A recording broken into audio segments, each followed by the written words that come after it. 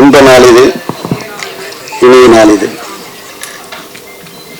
நாகபந்தம் ஒரு மிகப்பெரிய பிரம்மாண்டத்தை கண்முன் காட்டிய அந்த காட்சிகள்லாம் நெஞ்சை விட்டு அகலா மாதிரி மிக பிரம்மாண்டமாக மனதில் இருக்கை போட்டு அமர்ந்திருக்கிறது. விழாவில் பங்கு கொள்ள வந்திருக்கும் நண்பர்களே, பத்திரிகை சகோதரர்களே, தொலைக்காட்சி தோழர்களே, ஊடக நண்பர்களே, உங்கள் அனைவருக்கும் என் பணிவான பிற்பகல் வணக்கத்தை மகிழ்வோடு தெரிவித்துக் கொள்கின்றேன். மொத்தத்தில் என்னவோ ஒரு உண்மை இந்த விழாவில் முழு வெளிச்சம் போட்டு காட்டத்தான் செய்கிறது. அன்பிற்கினிய அபிஷேக் அவர்கள், அவர் சார்பாக தம்பி, அவனுக்கு எப்பவுமே அடிதடி முருகன் சொல்லுவான். ஆனால் அவன் அடிதடிக்கு சொல்ல காரணம் கிடையாது.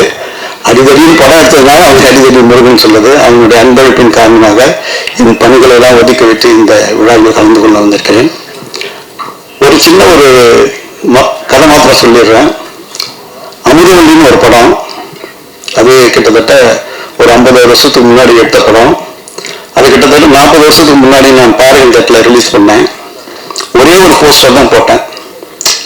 இந்த படத்துக்கு அதுக்கு ஒரு ஒப்பிடு சொல்றதுக்காக ஒரு நாகப்பாம்பு போட்டேன், ஒரு குழந்தைய போட்டேன், ஒரு டயலாக்லாம் போட்டேன்.